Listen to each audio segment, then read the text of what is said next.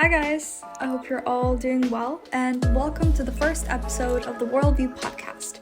Today we'll be discussing the rise of fascism with our guest Diane Langeloh, and I'll be your host, Paulina Šalkauskaitė. Since we haven't met, I think a brief introduction is due. I'm an international relations enthusiast. I'm also an international baccalaureate student, and I'm a debater. For the Worldview Podcast, I'll be working with a team consisting of Paulina Lukaševičiūtė as our researcher and Emilis Kanapackas as our editor. The goal of the podcast is to inform about global issues happening around us every single day that we don't necessarily see, something that misses our eye. We hope we can make it worthwhile. Welcome, guys. I hope you're all doing well, like I said before. Today we're here with Diane Langeloh. Hi! How are you doing? Today we'll be discussing the rise of fascism, especially in Germany, where Diane's from. And Diane, do you want to expand on that? Sure. So, just a quick background on myself. My name is Diane. I'm 19 years old. I'm from Germany. And I'm currently studying political science at the University of Heidelberg, which is where I'm at today. So, greetings from Germany. And I'm also an alumni at the University of Wollongong, which is in Australia, just a few hours south of Sydney, where I also studied international relations, geography, and psychology. And I'm very excited and happy to be here.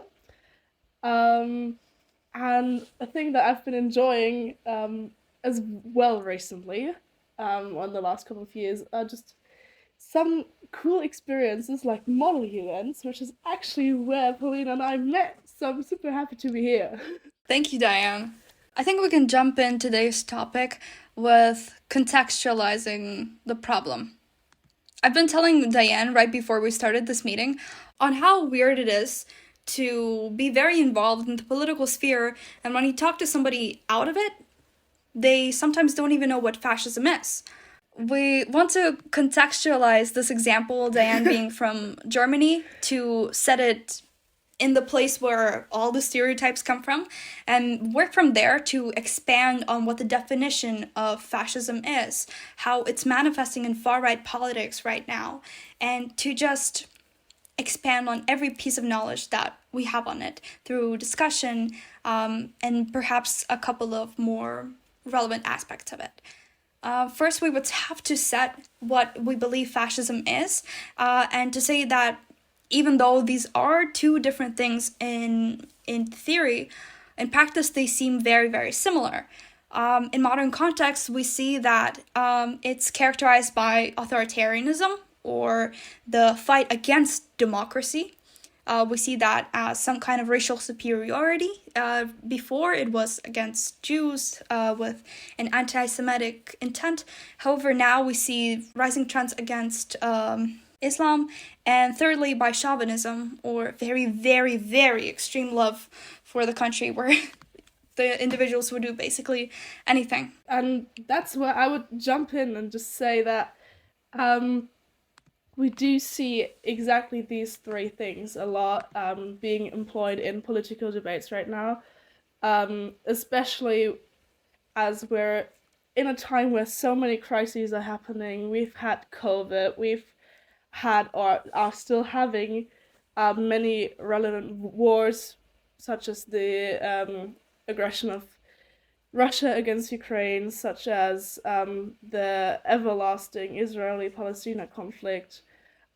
There's so many things happening right now, and many far-right parties, many far-right policymakers kind of resort to authoritarianism or very simple explanations, which is what fascism provides, to kind of just gain votes and to be pleasing to a certain type of mass. So basically fascism in cooperation with populism, which is kind of what I've just described here, is a very, very dangerous tool. And we see that all around the globe right now. A bit of historical background. I think a fascinating fact that I found out today is that all of these far-right parties resort to a more socialist approach to gain those votes, even though they promote a very far-right, very isolationist policy. However, even though every single one of those is democratically elected and use democracy to gain what they need, all of them turn anti-democratic later on. This is exactly how a lot of dictators were born, even in Germany or in Italy, or many, many examples that we'll talk further on later in the episode. I feel like what policymakers and especially people in power, actually, that are from the far right, that are employing fascism in their policies, in their ideas of how the world should work, have a lot of interesting theories, to say the least. And there are so many theories of that kind that are being talked about recently. Would you want to expand on that? Yeah, for sure. Some of the theories that we gathered in research for this episode is theories that majority of the conservative population and the political center are very susceptible to. A few of those revolve around immigration, and the other ones are who's in power. I think the best kind of example for this would be the storming of the Capitol, and a couple of theories that came with it that are pertinent both in the fascism that we see in history books and we read, but they're also the same in the modern context. So we have theories such as the Great Replacement, where people are afraid of immigrants because they're supposed to replace the white populations. We're also talking about deep state conspiracy, where it arose as a kind of defense for the ex-USA President Trump, whereas the majority of the far right and everyone within that big bubble believed that Trump was being controlled by some kind of deep state, and couldn't let him make decisions that would benefit the country. We see climate change denial, and we also see QAnon groups, which, in support of Donald Trump, with the belief that they're helping children, basically cause a lot of chaos and influence not just the country's economies but social lives as well. I think we could talk about why some of these countries, why are these people so susceptible to fascism overall? Yeah, for sure. I mean, as I mentioned kind of in the first few minutes of this episode, fascism provides easy answers to very complex questions. Because we've got many different problems. I'm just taking Germany as an example because I know it best. We currently have the problem of a inflation that we've never seen before, or that we haven't seen in a while, to put it that way. And we have a problem of many different groups just having issues with the state, just not feeling heard, not feeling funded enough, and not feeling seen. And fascism provides a very, very simple answer, which is it's the fault of the others. It's not our fault, it's not the fault of the system, it's the fault of the others, which makes it super easy to be at ease with what's happening right now, because you don't have to worry about maybe I'm doing something wrong, maybe I'm doing something unjust against oppressed groups, maybe I'm doing something that actually aids the system in doing exactly what I don't want it to do. It's more about, okay, but it's the immigrants. The immigrants take our jobs. The immigrants take our money. that's a huge debate in Germany right now, with the welfare system being one of the most advanced in the world. So many people that actually want to get into our welfare system, like German citizens, turn against immigrants because they think that they will take their money from the state, basically. And I think that's just a prime example of how fascism works, because it works as in, it's not your fault, it's also not the fault of your parents, it's not the fault of anyone here, it's the fault of the new people, of the others, of the people in power as well. But it's always the others. And that's a very great explanation. Who would you say is kind of in charge? Who do you think is controlling the part of the population that is choosing to, let's say, not accept immigrants? Who do you think is at play here? I mean, I don't think there's one single variable or one single solution to your question. I would say what made it much easier is social media, and the way how social media works in cooperation with the rise of far-right parties. Here in Germany, we've got the AfD. For people that don't know who that is, who are these people? The ominous far-right party in Germany. It's basically, to give a quick rundown, it's basically a party that emerged during the Euro crisis, formerly only known to be against the Euro, and basically its main issue was Germany has to leave the Euro point blank.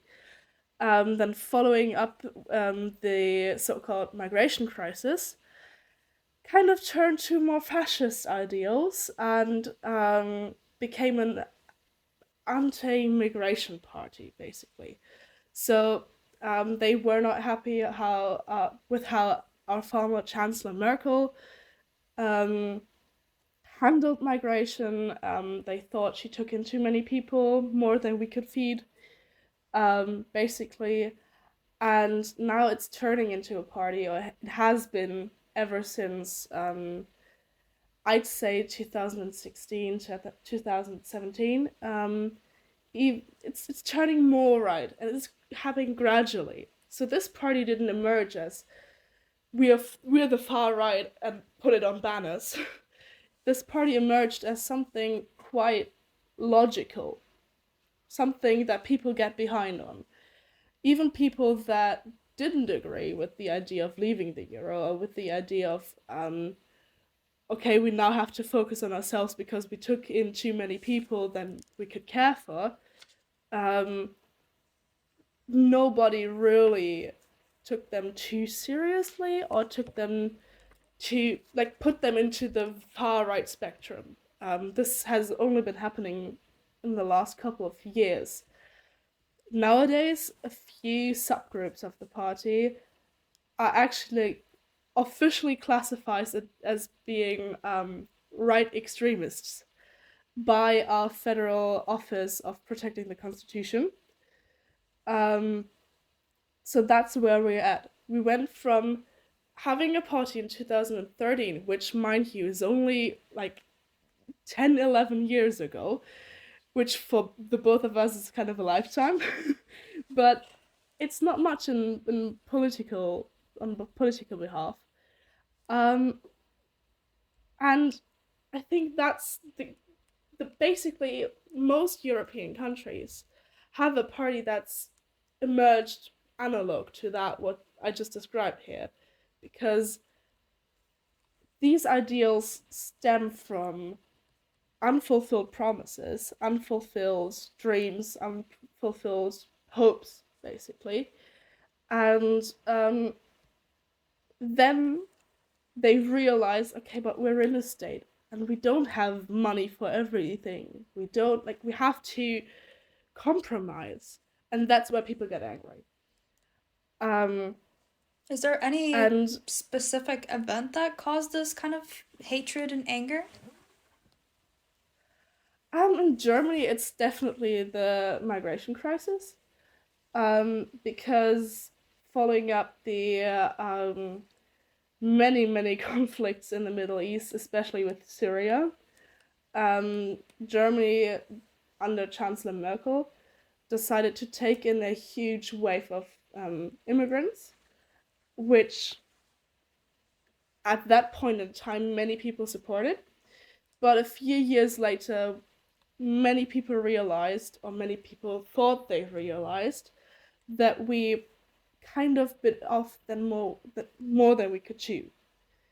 So we kind of took in more people than we could actually care for, just under the impression that we had to because we had to help, which definitely is something that I stand for. But many people felt a bit left behind by their own state.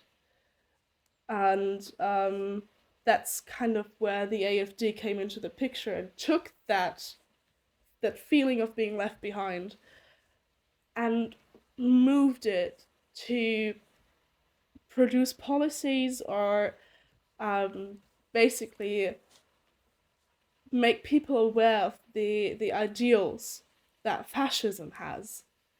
And as I said, that happened super gradually. So there's no very certain moment in time where such a thing as the storm of the Capitol, where everybody kind of got to see its entirety.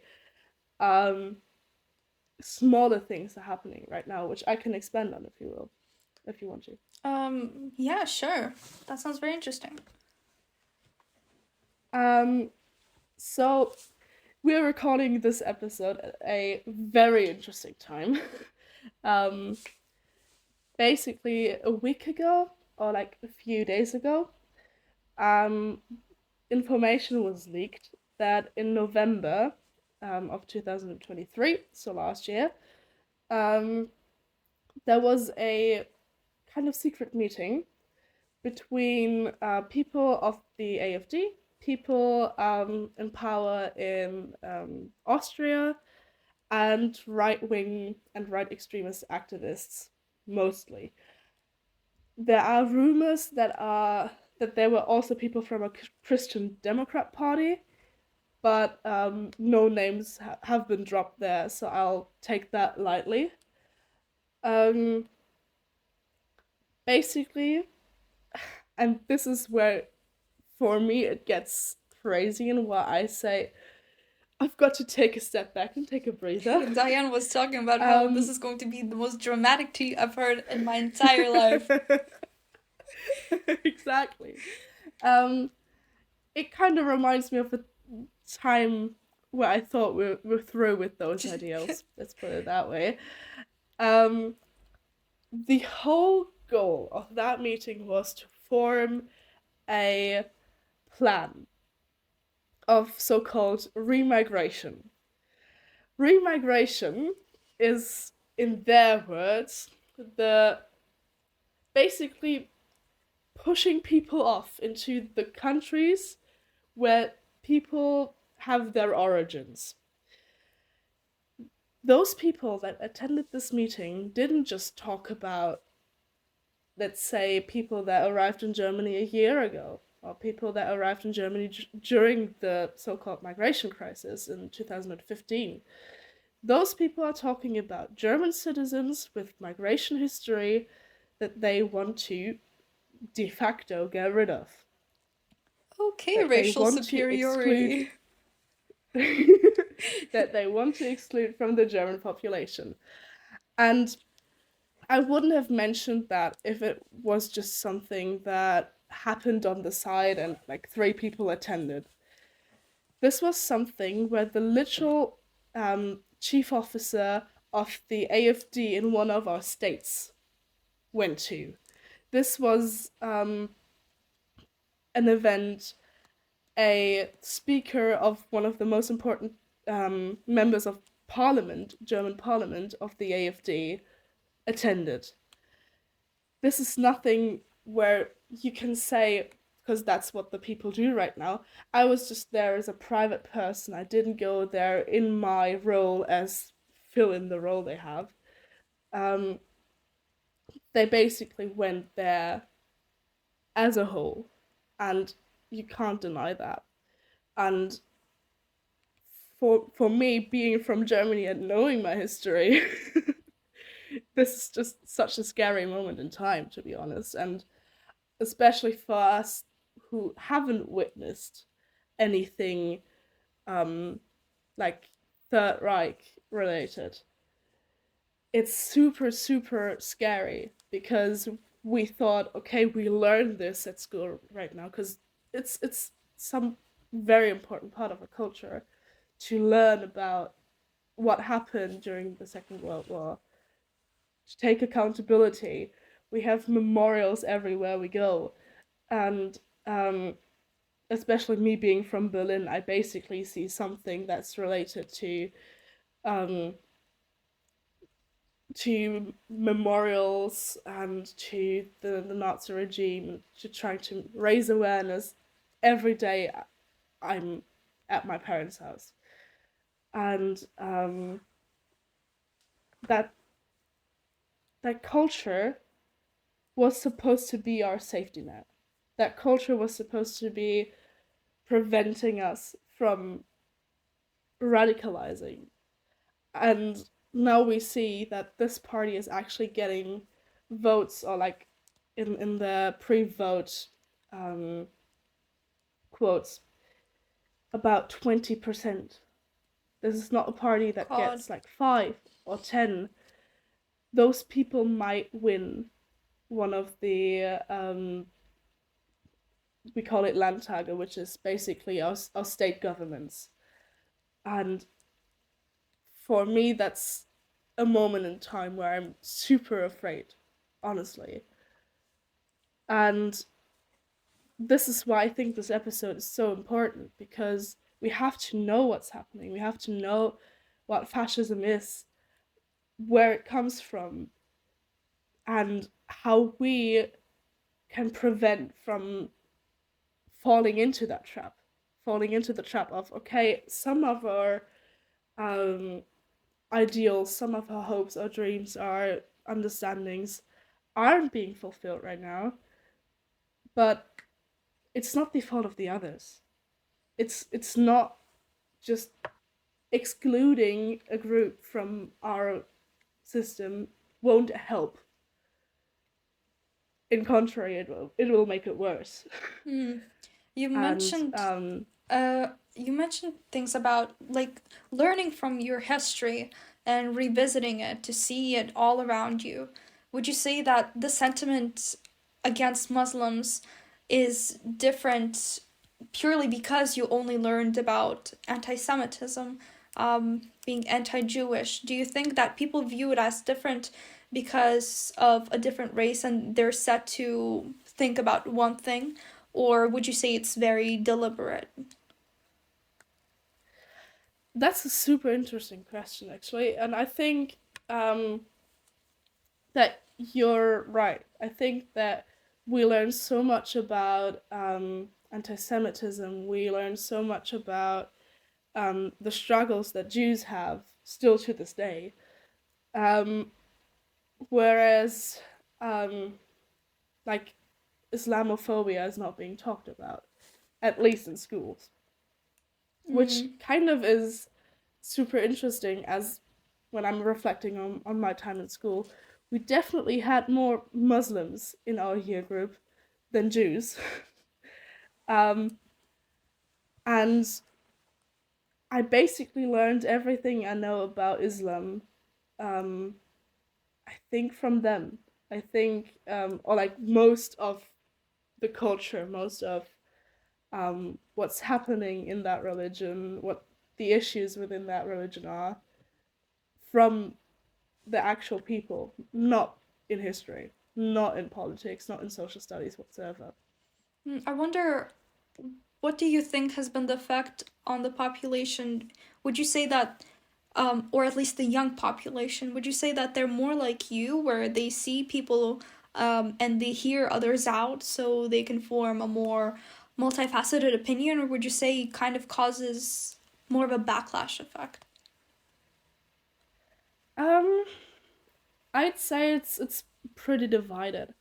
There are many people, especially those like I surround myself with, which is why maybe not that objective, but if we're looking at our junior elections, which is something we have to basically practice how voting works, and if we look at those from the last major election in Germany, we can definitely see that there are many people that vote accordingly to trying to form a multifaceted opinion, to trying to just be aware of the issues we're having. If I recall correctly, the Liberals and the Greens basically won by a few percent, at least in Berlin. That being said, in the former East German states, there's a whole group that of people our age, a bit younger, a bit older, that vote or will vote for AfD. Because, and this is a very German-specific topic, we still struggle with former East Germany and former West Germany, especially in regards to how our needs are being met, or how we feel our needs are being met. Especially in Eastern Germany, or in former Eastern Germany,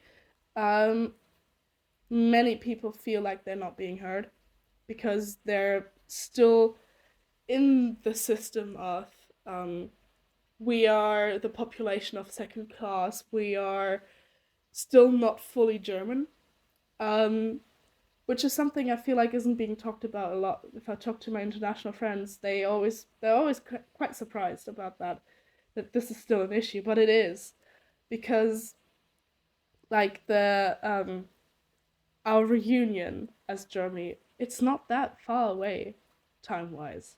Speaking in political terms, I wasn't born yet, but speaking in political timelines, it's not been that long. Yeah, I'm very surprised to hear that it still has such great effects. Like you said, we haven't been born at the time when this has happened. So the fact that there's still such a deep divide that you've just described is very interesting. I think. And you can basically see that. Sorry to interrupt you here. No, that's fine. We can basically see that in every kind of landscape. If you look up, for instance, where the AfD is voted, where the voters are, you basically see the former East German states visually. And it's not something that I just say, it's something that you can look it up anytime. And it just showcases how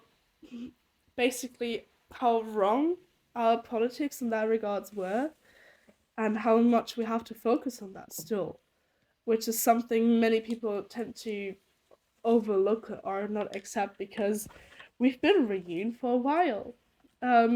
They say, because they feel like it, because it's been half their lifetime, or it's been most of their lifetime.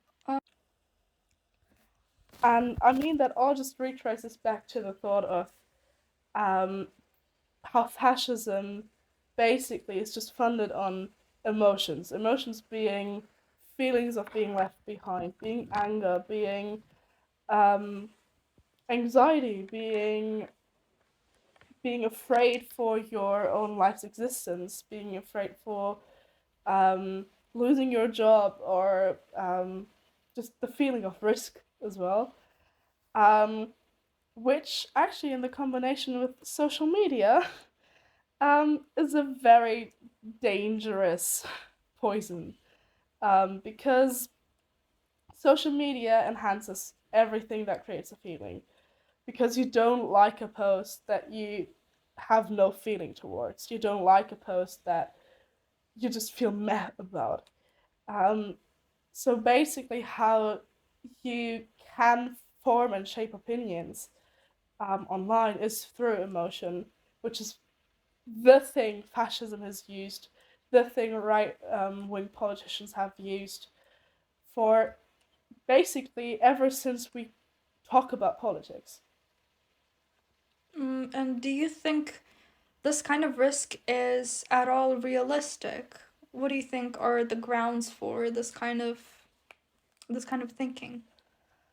Do you mean the risk of losing your basis of living, or the risk of having right-wing Yeah, do you politicians? think the biggest fears, let's resort to the fascist theory that we said in the beginning, like the replacement theory. Would you say that it is at least a little bit realistic? I personally wouldn't argue that it's realistic, but it stands on solid grounds.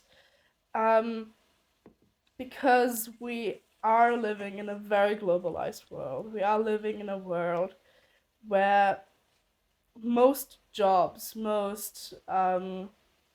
basically every aspect of our life doesn't just happen within our country. It happens within a global scheme, it happens within a global network. And of course, there are some concerns that are very much legitimate about, for instance, workforce health. If we talk about rights of workers, which, for instance, in Europe, through the EU, we've got very set rights a worker has to have. And of course, it's different than, for instance, the workforce in Malaysia has, the workforce in Bangladesh has, which is why our clothes are being produced there. Um, and in that sense, I do think it's legitimate to think that your job is at risk or your job is at stake.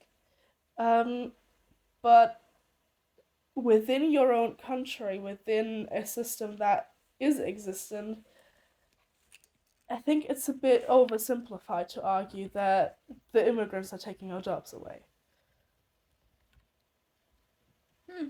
Very good answer. How do you think the sentiment changes when we move to, let's say, the global south? Right now, the Argentina is experiencing a very, let's say, similar shift in political climate. How do you think this fear transforms in other places of the world? Funnily enough, what I haven't mentioned here in the podcast actually is that I lived in Argentina for 3 months, which isn't a lot, I'm aware. But what Still, very interesting experience. definitely. But what I gathered and what I heard from my friends there, who are very political, is that there's just the feeling of uncertainty there. So basically, the fear of losing your job there is just so relevant because there are so many jobs being cut. You've got an inflation of right now an estimate of 110% per year or something. Oh, wow. At least that's something I read. Don't quote me on that one. But there is an estimate, and I think that's a conservative estimate that might be even way higher, considering that we now have Javier Milei, who is in charge of Argentina with a set of politics that basically employ fascism yet again, but on a different level. Big surprise. Exactly. But on a different level, because it doesn't set off as we are good now. Let's not make ourselves be worse, as in our system works right now. If we take in more people, it won't. That's kind of the Western narrative.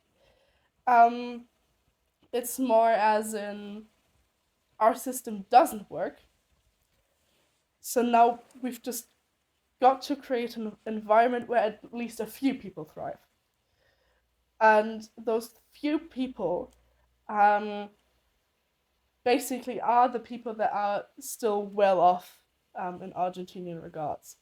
So what I think is it's still the same process, still grabbing an emotion and putting it somewhere in the hemisphere of right-wing policies and right extremism. But it's just different concerns because it's a completely different set of points. So, with Germany's example, we've kind of been able to put it together that it kind of needs a lot of fascism needs a lot of fear to exist. The same in Argentina with instability. More of a philosophical question would be, do you think that fascism requires fear to survive? And in that sentiment, is it meant to be short-lived? Does it have like an expiration date of sorts? I don't think fascism has an expiration date because there's always going to be fear. Because let's look at it from that perspective. We get used to the way we're living. So I currently am used to be able to afford my student dorm here and to be able to afford studying here. So when I, for example, cannot afford that at a certain point anymore because I'm not in the welfare system because something happens. We've got too many crises to count right now. Basically, the fear might set in of I could lose my home here. I could lose the ability to study. And I think that transfers to basically virtually every person on this planet. Because if we're not afraid to not be able to afford food or shelter or the basic needs, then we're afraid of not being able to afford our own house, of not being able to afford our own car, our own, just insert something that is not necessarily a necessity, but something many people, at least in Western hemispheres, are used to. For instance, having your own house, having your own car, having your own, maybe even garden or something. Just something that you value. And as long as you have something that you value that might be compromised by some policies or that might be compromised by recent events, war, another pandemic, we don't know what's happening next. And I don't want to talk things into existence, so I will stop estimating things here. As long as we have Fair point. As long as we have stuff like that, I don't think fascism will ever lose ground to exist. And just as a closing sentiment, what do you think the future looks like ahead? Are there any specific implications that maybe you're specifically afraid of, or what do you think is going to happen? I mean, we do have a lot of, coming back to the example of Germany, we do have a lot of elections coming up, state elections mostly, and I definitely am afraid of the right wing getting stronger, of the right wing being more extreme, and of other parties not being able to distance themselves from them in the sentiment of we do not work together with fascists. We do not work together with people that believe that there are people that are worse than others just because they are not from Germany inherently. And I think that's something you can apply to basically every country right now. I am not looking forward, but I'm looking forward on a theoretical level to the elections in France, because they will be interesting, definitely.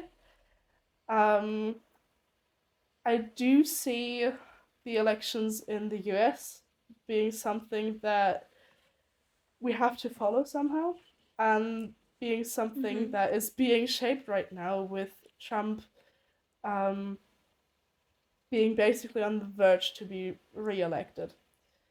And if that were to happen, we'd have a very strong right-wing force in both of the Americas. And that's something I'm definitely afraid of. But I do believe that there will be a point where people realize that fascism just provides simple answers but not the right ones. That's a very, very nice statement. Thank you, Diane, for being on the first episode of the Worldview Podcast. We really, really appreciate your presence here. And again, thank you for sharing your ideas and your wonderful examples and your wonderful mind. Thank you so much for the invitation. I enjoyed my time being here. I hope you all guys enjoyed today's episode, and with that, goodbye.